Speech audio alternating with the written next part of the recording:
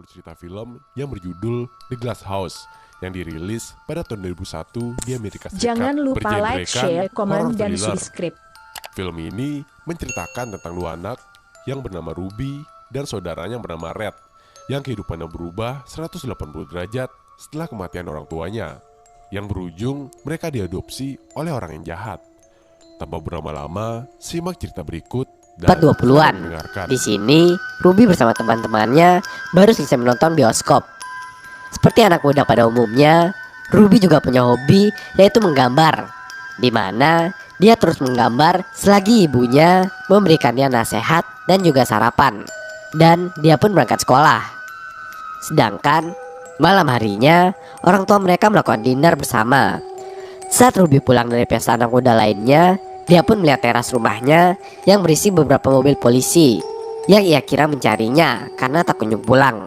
Tapi sayang, para polisi itu membawa kabar buruk bahwa telah terjadi kecelakaan yang melibatkan orang tua dari Ruby. Ruby pun langsung pingsan setelah mendengar hal itu. Time skip pada waktu pemakaman, di mana Ruby terus berusaha agar terlihat tegar, sedangkan Red tidak bisa menahan tangisnya. Setelah acara pemakaman, seorang pria mendatangi Ruby dan memperkenalkan diri sebagai adik dari ibunya Ruby, yaitu Paman Jack. Dia pun berniat untuk mengenal Ruby lebih jauh, tapi Ruby menolak karena hubungan ibu sama pamannya ini tidak terlalu dekat sebelumnya.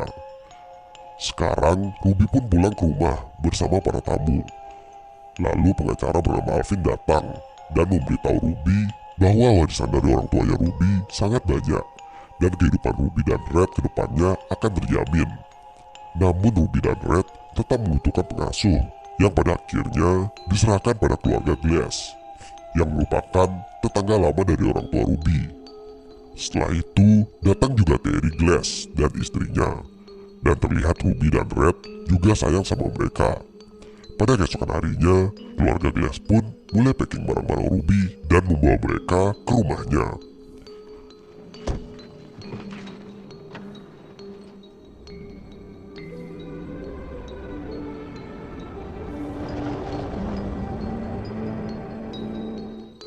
Sesampainya di sana, ternyata rumah keluarga Glass sangat bagus. Namun, kamar mereka digabung sehingga mereka cukup kecewa. Terry bilang jika itu hanyalah kamar sementara, mereka pun sedikit tenang. Saat makan malam, Red terlihat tidak terlalu menyukai makanannya. Begitu juga dengan Ruby, sehingga Erin menawarkan membeli Domino pizza setelah itu. Pada malam harinya, mereka pun berniat untuk tidur. Namun Ruby harus berganti baju dulu sehingga dia keluar kamar. Tapi saat bajunya sudah terbuka setengah, dia merasa ada yang ngintip dan akhirnya dia pun masuk kembali ke kamar demi keamanan. Pada pagi harinya, Ruby diantar ke sekolah oleh Erin dan Erin memberikan sedikit nasihat kepada Ruby bahwa semua itu akan segera berlalu karena Ruby sangat canggung untuk masuk sekolah barunya. Dan benar saja, Ruby pun melakukan hari pertama sekolahnya dengan baik. Have you moved here now? Another accident. Sepulang sekolah, ia dan Red sangat terkejut karena orang tuanya memberikan konsol game dan menaruhnya di kamar.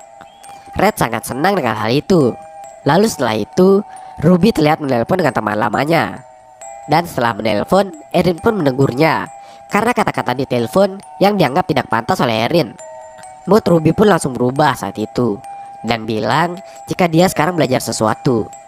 Pada malam harinya, Ruby bermimpi ibunya mendatanginya yang membuatnya terbangun. Dan untuk menyegarkan pikirannya, Ruby pun berenang di kolam pada tengah malam. Namun, tak beberapa lama, tiba-tiba Terry datang dan menyuruhnya untuk berhenti berenang karena sekarang sudah jam 3 pagi. Dan dia akan mengatur ulang jadwal tidur dan pengamanan otomatis di rumah itu. Lalu, pada keesokan harinya, di sekolah mengemudi, ia diajarkan pengaruh dari narkoba dan alkohol pada kecelakaan lalu lintas. Ruby pun langsung teringat pada orang tuanya dan menangis. Lalu, saat di rumah, ia ditanya Terry dan Erin bagaimana hari pertamanya. Mood Ruby pun langsung berubah dan pergi ke toilet mencari obat. Erin pun menyusul Ruby dan bertanya apa yang sedang ia cari. Ruby mengaku dia sedang haid. Lalu Erin sebagai dokter pun memberikan obat penghilang rasa sakit yang ia punya. Tapi jauh daripada itu, obat yang dikasih juga memberikan efek tenang pada Ruby. Di tengah malam, Ruby terbangun dan tak sengaja melihat kedua orang tua asuhnya bertengkar. Pada keesokan harinya, Ruby pun mulai dikenalkan di sekolah dan terlihat seorang siswi mulai ngobrol dengannya. Saat di rumah, Ruby yang sedang belajar dihampiri oleh Terry dan mengajaknya untuk menghadiri premier kantor di malam hari. Singkat cerita, saat malam, Terry dan Ruby pun pergi berdua, tapi tidak ke premier kantor, malah ke sebuah restoran di pinggir pantai. Terry pun mulai bercerita tentang konflik di antara dirinya dengan Erin. Namun Ruby terlihat tidak nyaman, lalu berkata ini sudah malam dan sudah waktunya untuk pulang.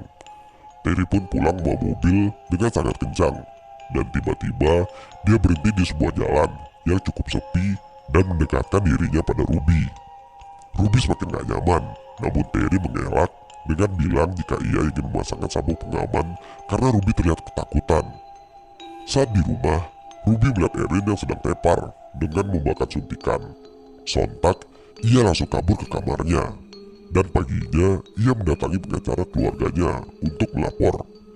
Pengacara itu pun awalnya tidak menanggapi, sampai saat Ruby menagih janji pengacara ini untuk menjaganya. Pengacara ini pun akhirnya turun tangan dan melaporkan apa yang Ruby rasakan. Pada malam harinya, setelah makan malam, Ruby pun dipanggil oleh Terry dan Erin. Lalu dijelaskan tentang semua yang Ruby pikirkan tentang Terry dan Erin. Terry bilang jika pertengkaran keluarga itu adalah hal yang biasa, dan Erin menyuntikkan dirinya sendiri karena dia diabetes ringan, dan dia pun dokter yang mengerti dosis sebuah obat. Pada keesokan harinya, Ruby pun sekolah mengemudi lagi, dan saat pulang, ia tidak dijemput supir, sehingga ia harus ke kantor Terry karena teman-temannya sudah pulang semua. Di sana, ia disambut baik. Ia melihat Terry sedang dalam masalah di bisnisnya. Ditambah, saat Ruby di bawah, ia tidak sengaja melihat mobil lama orang tuanya. Saat Terry pulang, ia pun menanyakan kenapa dia ke kantornya. Namun Ruby bilang karena ia tidak dijemput. Terry pun mulai menunjukkan sisi kakunya dengan langsung memecat supirnya karena tidak menjemput, ditambah pernah mengantarkan Ruby tanpa seizinnya dulu. Pada malam harinya, Ruby pun mengadu ke pengacaranya lewat email dari laptopnya. Dan tak sadar, ia pun tertidur. Saat Ruby bangun, ia pun terkejut melihat tugas karangannya yang sudah selesai dan berterima kasih kepada Terry untuk hal itu. Thank you. Saat di sekolah, ia dipanggil oleh utusan dari Dinas Perlindungan Anak yang bertanya keluh kesah Ruby bersama keluarga Glass. Ruby pun pada akhirnya menceritakan semuanya. Dan saat ia pulang, ternyata orang dinas itu sedang mengecek kondisi rumah dari keluarga Glass. Dinas pun pergi dengan pertanyaan bahwa kondisi rumah itu sedang baik-baik saja. Tapi tak sengaja saat dinas pergi, Ruby melihat surat yang ditulis, di mana isi surat itu berisi tulisan seperti Ruby dan Red dimanfaatkan oleh keluarga Glass untuk mendapatkan uang. Pada malam harinya, Ruby pun kembali mencoba mengirim email ke pengacaranya, tapi ternyata emailnya sudah diblokir oleh Terry. Ditambah, di malam itu ia menciduk Terry yang sedang bertelepon dan berbicara tentang Terry yang sekarang terlilit utang dan hanya mengharapkan uang dari warisan Ruby dan Red. And I'm seeking full restitution for my signing back.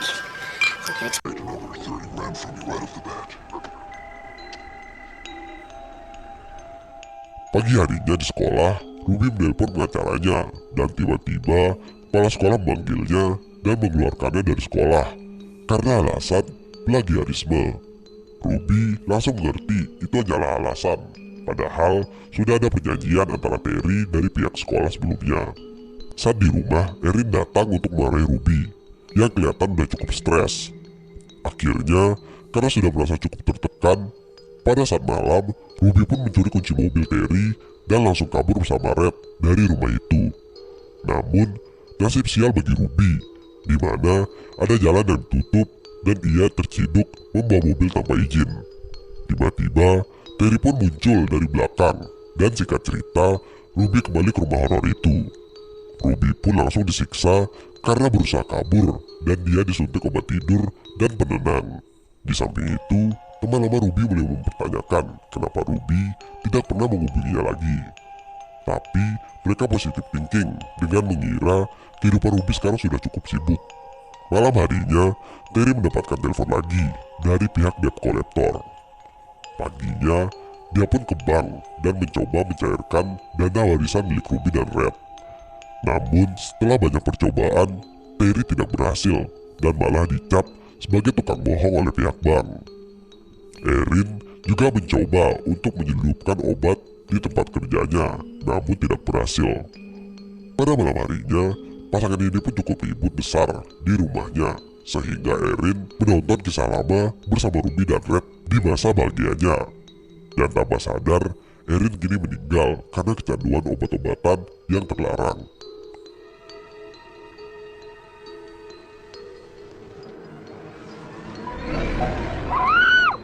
Ruby dan Red memanfaatkan kesempatan ini untuk kabur dari rumah itu. Namun Terry yang pulang dan melihat istrinya sudah meninggal langsung kalap, dan saat menemukan Ruby dan Red, ia langsung mengurungnya. Pagi harinya, Red dan Ruby pun bisa keluar dari sana setelah menjebol sebuah lubang dari sana. Mereka mencuri kunci mobil Terry, dan setelah itu tiba-tiba pengacara Ruby datang untuk menciduk Terry. Namun di saat itu juga langsung debt kalap, collector datang dan saat menemukan Ruby dan Red, ia langsung mengurungnya. Pagi harinya, Red dan Ruby pun bisa keluar dari sana setelah menjebol sebuah lubang dari sana. Mereka mencuri kunci mobil Terry, dan setelah itu tiba-tiba Pengacara Ruby datang untuk menciduk Terry. Namun di saat itu juga debt collector datang dan Terry menuduh pengacara ini, sehingga Alvin si pengacaranya dibunuh oleh debt collector. Rob me blind. Oh my god. Pihak debt collector pun mengancam akan mengambil mobil Terry. Dan ternyata mobil sudah dirusak oleh Ruby dan Red.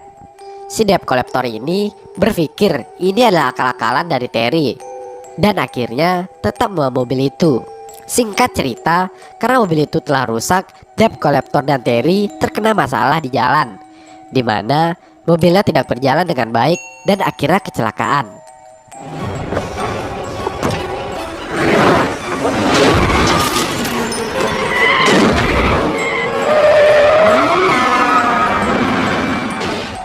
Pada saat itu juga, Ruby dan Red kabur dari rumahnya dengan berjalan kaki.